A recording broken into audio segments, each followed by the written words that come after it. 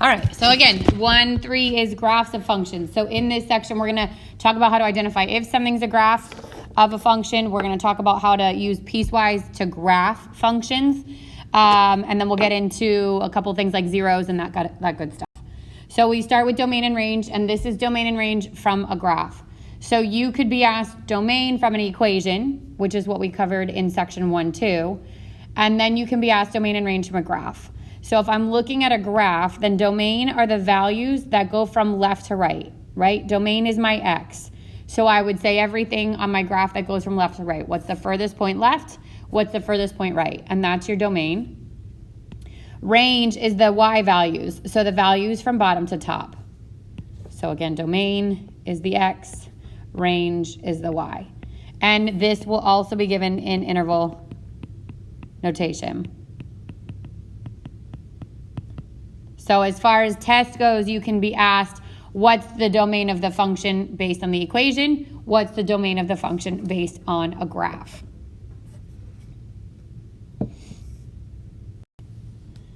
The indicated value, this is like find f of 2, okay? But you won't have an equation, so you're not going to just be plugging that in. What you'll do is you'll go to your graph. This number represents the x, so you'll locate that x, and then you're going to give the corresponding y as its answer. So you're going to find the y that matches the x inside the parentheses. Again, this would be in respect to the graph.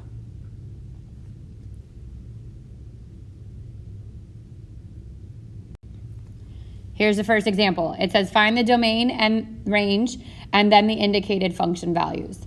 So the first thing I'm going to do is look at this graph, okay, and identify domain and range. So domain goes furthest point to the left. So what's the furthest x that's covered? And this is -1, -2, -3, -4. What's the furthest x to the left?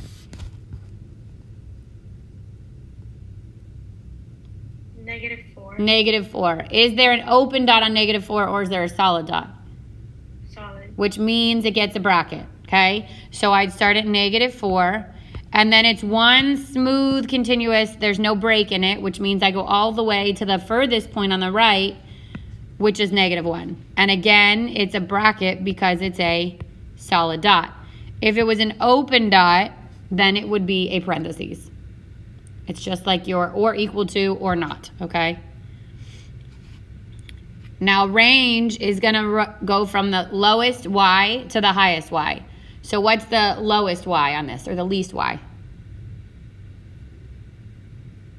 -2. -2. What's the highest y? 2. Good, 2. So this is where it gets tricky because that's not a solid dot like on my graph, but if that's a line, it is a solid dot. So that is the same thing as saying that there's a dot there, which would be at +2, and because it's a solid dot, it would be a bracket, not a parentheses. So again, if it was like an open dot here, if it went like that, that's when it would be a parentheses. Sometimes our graphs start and stop. This one did not, so that's why it's one smooth pattern. All right, now I go to find the indicated function value. So the first one says f of -4. So we're saying when x is -4, what is y? F is -4 here, and here's the point on my graph that corresponds with that -4. What's the y value there? -2. -2. Good. Then it says find f of -1. So again, I go to where x is -1, which is here. I look at the point on the graph, and that y value would be what? 1. Good. +1. That's it. Easy stuff, right? You just got to find the y that matches that x.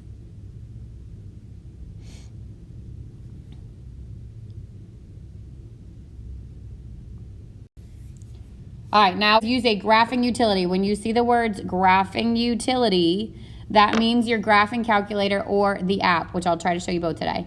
To graph the function and estimate its domain and range, then verify the result algebraically. So I'm going to, Okay, so from my graphing calculator, I'm going to hit the y equals. I'm going to clear out what's there. That was from last week. I'm going to do absolute value. Now, there's no absolute value symbol on here, but if you go to math and you go over to number, That very first thing is ABS. That is absolute value. I click that, and then I'm going to do my variable, which is x, plus 2, enter, hit graph. Now, hopefully we know what that one looks like, and you're going to even like get reminded even more when we get into transformations next section. But hopefully we remember what this looks like. So I'm going to take a screenshot of that. Okay. And I'm going to say, okay, how do I find the domain and range of this? The fact that it continues on forever in both directions means that there are really arrows here. So what does that tell you about your x values? It should tell you that they are from negative infinity to positive infinity. So the domain on this is negative infinity to positive infinity.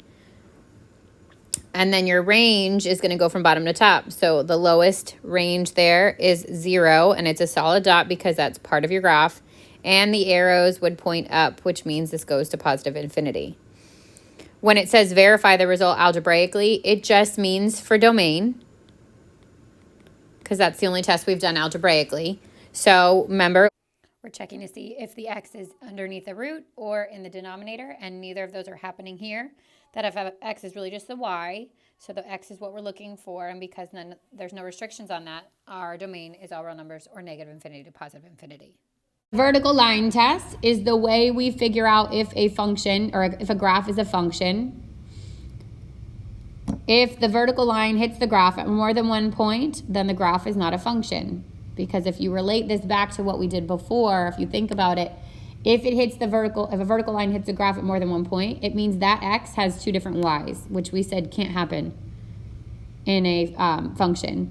Or if you're thinking about it equation-wise, something like an absolute value of y would be turned on its side, right? This is going to fail a vertical line test, and it would also fail the equation test because the y is an absolute value. So all 3 of those things overlap.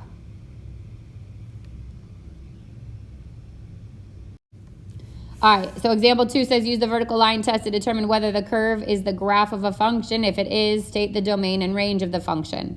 So I'm going to start with A. If I were to draw vertical lines, it doesn't matter how many or where they go. If any one of those lines intersected my graph at more than 1 spot, it's a no. But we just did a whole bunch and none of them hit at more than 1 point, so this is a yes. Then it said if it is a function, state the domain and range. So my domain, furthest point left is here, which is at 0, and that's a solid dot. You would know it if it's an open dot. Furthest point right is this point here, again, solid dot, which would be 4.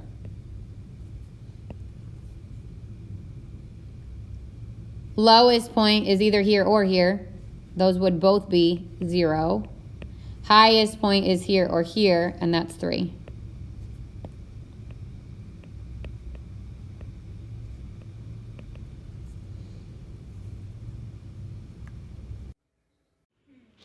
Okay, so example B.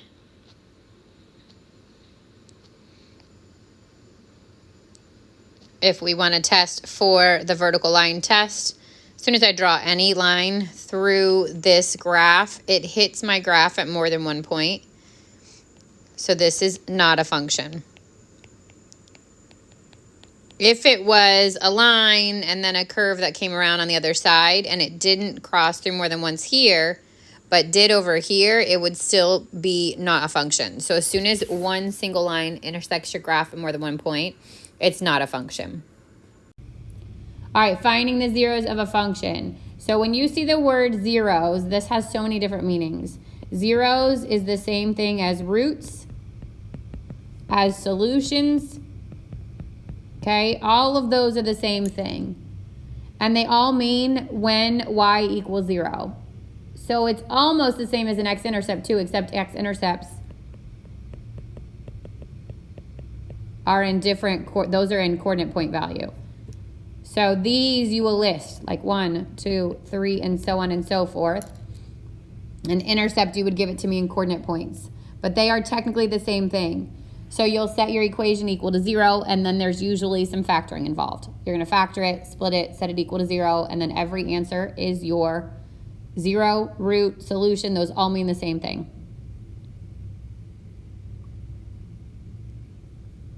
Increasing and decreasing behavior. As we move from left to right, so it's important you go in that direction, otherwise it switches it. You're going to move from left to right, just like you normally read, okay? If the graph is rising or has like some sort of like a positive gain, then we call this increasing. If it's falling as you move from left to right, it's decreasing. If it's flat or horizontal, we call that constant.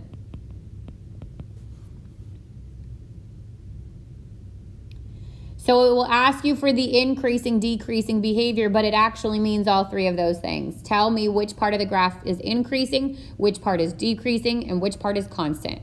And these will all be in interval notation. So we're back to interval notation for our answers.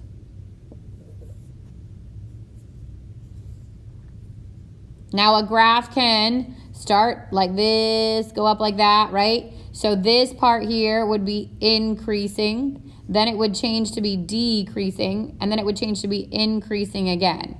So you can have more than one answer for the different parts. If you had something like this,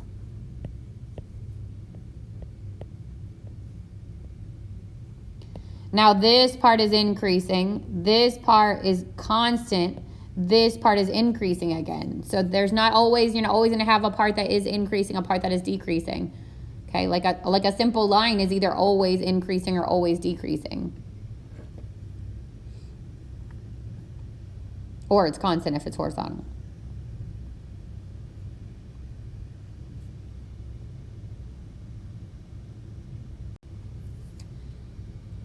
Then you've got relative max and relative min. So relative is different from absolute, okay? When we get into quadratics, we'll talk about absolute max and min. There's only one absolute max and only one absolute min. But relative means it's any peak in the graph. So if I have a graph that looks like that snake, let's say, every time my graph goes up and comes back down again, that's a relative max. And every time it goes down and comes back up again, that's a relative min. So you can have more than one of these. They will always be in coordinate point value. You have to give me the x and the y. Ms. Cruiser? Yep. So even if there are two maxes, but then one of them was like less intensive than the other, they're still considered to be relative maxes. Okay. Yep. Good question. So an absolute max is completely different. And an absolute max is the highest it goes and then comes back down. These are relative, so they're different. There can be more than one. You're going to see these from a graph that you actually get the graph and you just have to read it. And then you're also going to see these from graph on a graphing utility, which is, I'm going to show you how to do it on the calculator and on the app, because you will need to know how to do that for your test. So on your test, there's going to be a question that says graph on a graphing utility and then answer questions based on that graph. Which means you're going to need to have access to a handheld graphing calculator on the day of your test. And you want to be practicing these questions with whichever calculator you plan to use so you're comfortable with it and not trying to figure out day of the test. Okay, so that's what this says, and this should be a minus, I think, right here. All right, so the first thing we're going to do is use the graphing calculator to graph it. Then we're going to identify the relative max and min, okay? So I'm going to, again, I'll do it from the handheld graphing calculator first, and then I'll jump into the app. So, video. I go to my y equals, and I type in negative. Now, a leading negative cannot be the minus symbol. It has to be this little guy that's underneath the 3. Otherwise, it's going to give you an error. Negative 3x is at the, or sorry, 2. Negative 2. X, and now I want to square it. You have two options. One is hit this little x squared button. The other is the caret and the 2. Doesn't matter which one you use. Then minus 9x, then hit enter, and then hit graph. Now I need that relative max to be on my screen, the entire thing, for my calculator to find it. So I have to zoom this out. So you have two choices. One is hit zoom, go to out, which is 3, hit enter again, and it will zoom it out. Now that's really far out. So my other option is, I'm going to go zoom back in. Oops.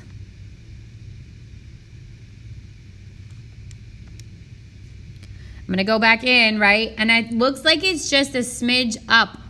So I can just also take my window and make my Y max a little bit higher. Let's make it 12 and let's see what happens. Now I catch that whole curve. I need that whole curve in order to do what I'm about to do next, okay? But think you may have to adjust your window because this could happen. To get that max, because it looks like there's only one, right? Which makes sense because this is a parabola. I go to the word, well, if you go to trace, you actually have to like go back and forth and back and forth and back and forth like this, and you won't know it's exact. So don't do trace. Go to second trace, which is the calc menu. And you see there it says maximum. Now, because a graph can have more than one maximum, it's going to ask me what's your left bound and what's your right bound. And that means go left of the max and hit an enter. So anywhere right where I'm at right now is fine, as long as it's left of the max. Now, right bound, I have to go to the right of the max. It doesn't matter how far, as long as I go past it. Hit enter. And then it says, are you ready for me to guess? And the answer is yes. So I hit enter again. And it's going to take me to my exact max, which in this case is negative 2.25 and 10.125. And again, we write those in X, Y coordinate form. You with me so far? Normally, when would you stop rounding? It will tell you, good question. It will tell you, actually, I'll look at your WebAssign because I don't remember exactly what it is on WebAssign. I know for your test, I will tell you to either do nearest 10th or 100th. I'll tell you what to do. Because that terminated at the 1.25, like I kept that one, but it will tell you what to do. I'm also going to show you the zeros while we're on here, okay? So to get to the zeros, let's say it also asks for the zeros or the roots, because you're going to have to do this for your test. I go back to that second trace menu, which is that calc menu, and notice now it says 0. If I click that, it's going to ask me the same question again because there's more than one 0. So I have to go left of the first 0, so I'm going to start on the left, which is underneath it. Then I have to go right of it, which is above it, and then it's ready for me to guess. I hit enter. Now there's my first 0, negative 4.5. Remember, zeros we list. If that was an x-intercept, it would be negative 4.50. Now there's another one on the right, so I'm going to go second, trace, back to that 0 menu.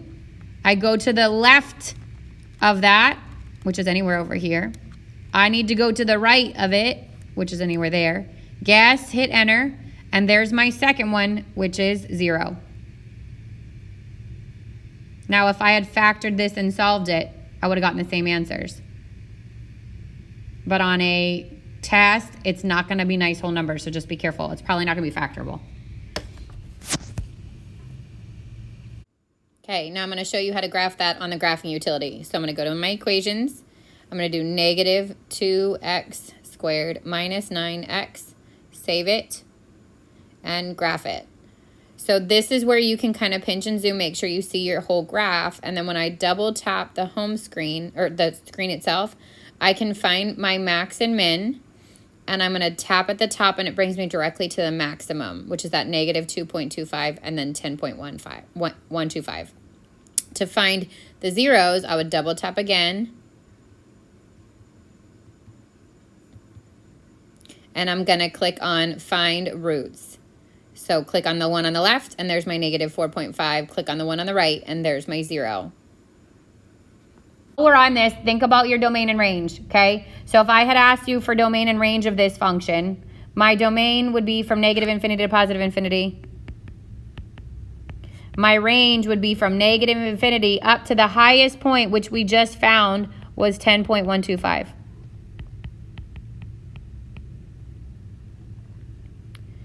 Also think about increasing, decreasing behavior. Increasing would be from negative infinity up to that coordinate point. Now we use the x value because we're going left to right.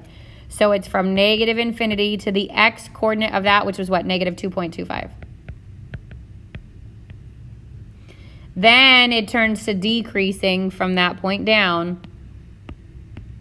Miss Christweiser, isn't that a bracket? No, so good question.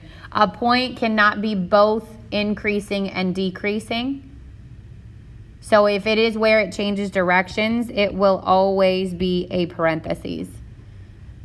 Increasing, decreasing will actually never be a bracket. The only time increasing, decreasing is a bracket is if you start or stop your graph constant.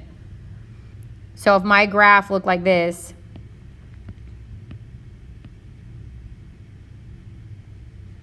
this would be the only bracket I would get. So if that's 1, 2, 3, that would be -3. Let's say this 1, 2 to 2. The -3 gets the parenthesis, the bracket. The 2 does not. This should not be like that because that won't be a function.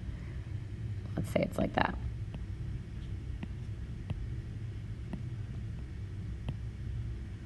And that's because that like transition point can't be in both. Exactly. The constant and the decreasing. Right. Like how do you choose? Is it constant or is it increasing or is it decreasing, right? If it's the same point, you can't. So those will always be parentheses. The only time it's not is if it starts or stops constant. Like, so like this point here, or if this had gone out like this and stopped here, then that would also be a bracket. Those are the only times you're going to get a bracket is on constant start and stop. Now piecewise functions. So we evaluated piecewise functions, but we haven't graphed them yet. A piecewise function, again, remember, means it's in parts. So there's two ways to do these kinds of functions. One is graph the full equation of this, which would be y equals 2x plus 3 and y equals 3 minus x, and then erase the part that does not fall in the range you're given. So I'll show you that one first. I'm going to graph y equals 2x plus 3. I'm going to go to +3. I'm going to get a slope of 2 over 1. I'm going to draw my line.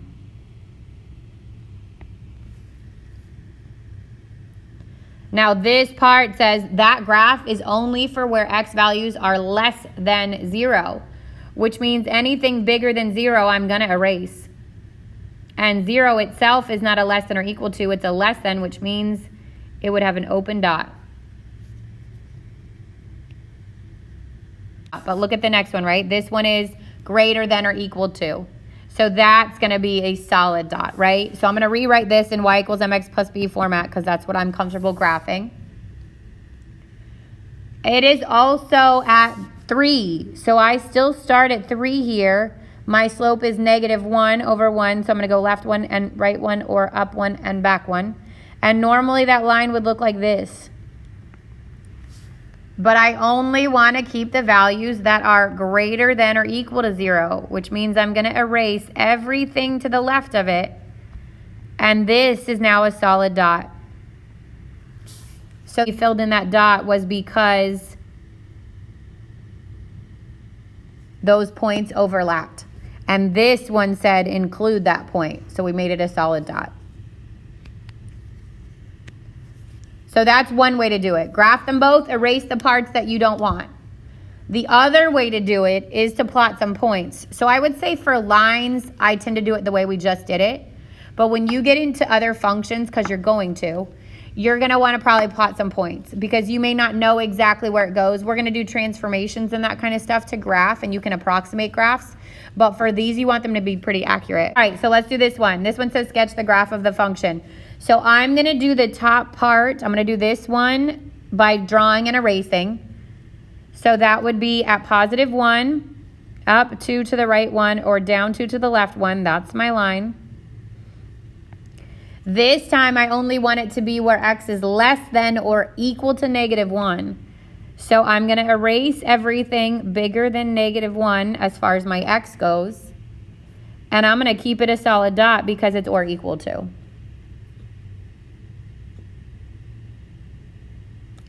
Now for the next part, which is this, that's a parabola, right? Shifted down to, and I know that because I remember my transformations, but let's say you don't remember your transformations, or it's a complicated equation.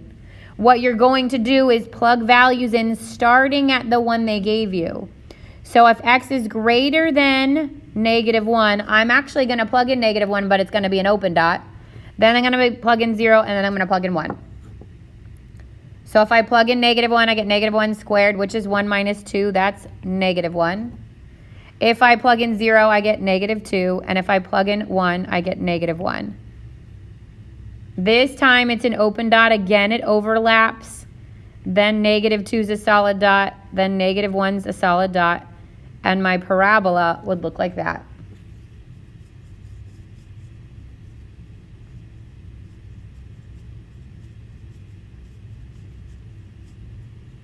Last thing we're going to talk about is even and odd functions.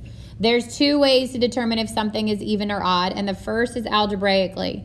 So if I gave you an equation and I said determine if this is an even function or an odd function, it would look something like this. Okay, let's say I asked you if that's even or odd. Then what you will do is in the place of x, you will put -x. So you'll change x to -x and then simplify it and see if it goes away, if it goes back to +x. If it does, it's even. Okay, hopefully this sounds familiar because we use the exact same test for something else. Do you remember what it is?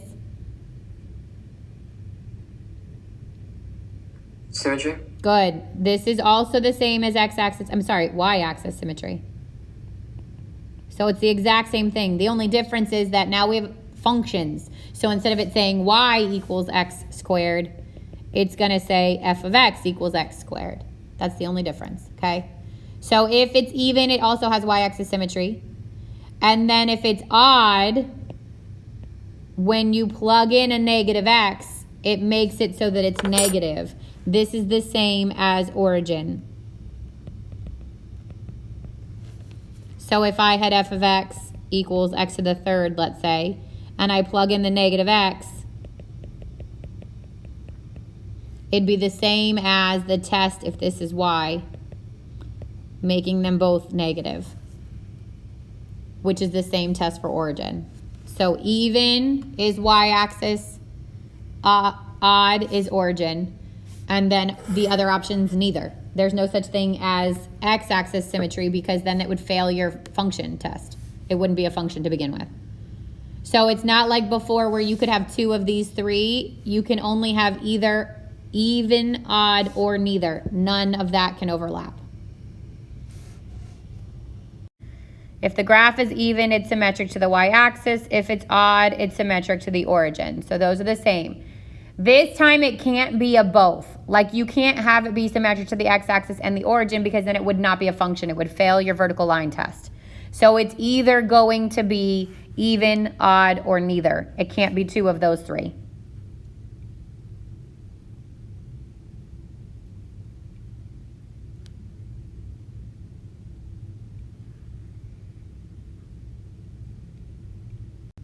All right, so this last question says, graph the function, determine if it's even or odd. And then we're going to figure if it's even, odd, and then the intervals for which it's greater than or equal to 0. So the first thing I'm going to do is graph it. I'm actually going to do this on the graphing utility. Okay, so here's my graph, right? Then it says determine if the function is even or odd. Again, neither is an option. So if I look at this graph, is this even or odd or neither? Symmetry, right? It's symmetric to the y-axis. So it's even. Good. And I would know that if I took a -x and plugged it in, it would go back to +x. So think about when that's going to happen. It's going to happen if it's an even power on an x, and it's going to happen if the x by itself is an absolute value. Those are going to have y-axis symmetry, and if they have y-axis symmetry, they're even, okay? Then it says figure out which intervals f of x is greater than or equal to 0. So think about what that means. F of x is the same thing as y, right? So it's saying where on my graph are the values of y greater than or equal to 0? And that is all these values here.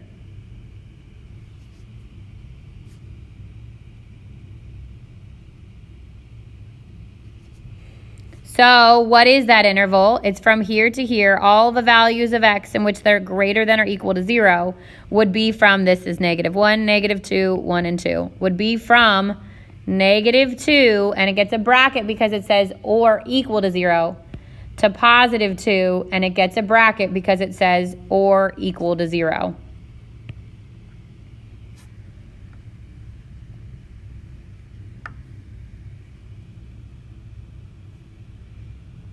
So if I had had more time, I would have actually graphed this by hand, okay, because you're going to have to graph by hand. You could have used your intercepts. You could have used your, like I would have gotten both -2 and +2 as my x-intercepts. Ooh, that's yucky. -2 and +2. I would have gotten +4 as a y-intercept, and I would know this is a parabola, so I would have connected it, okay? In the next section, we're going to go over all the parent functions, so you're going to get a lot more familiar with all that stuff. Okay, but for right now, just make sure you could read the graph, identify the symmetry, identify the intercepts, and then even odd, all that stuff. So on your test, you're going to get one question that says graph on a graphing utility, and then answer all these questions. Find your max or your min, find your increasing, decreasing behavior, find your domain range, find your zeros. So keep in mind, and is it even or odd? Keep in mind you'd have to know all of that based on one graph, which means 1, you better graph it right in the beginning. 2, you got to be really careful and make sure you're getting comfortable enough with your graphing utility that you would be able to find those points. All right, that's it for 1.3. Don't forget to submit your notes and then use the remaining time to work on the homework for 1.3. Please make sure you read directions. There's a lot of specific instructions on Canvas for this one.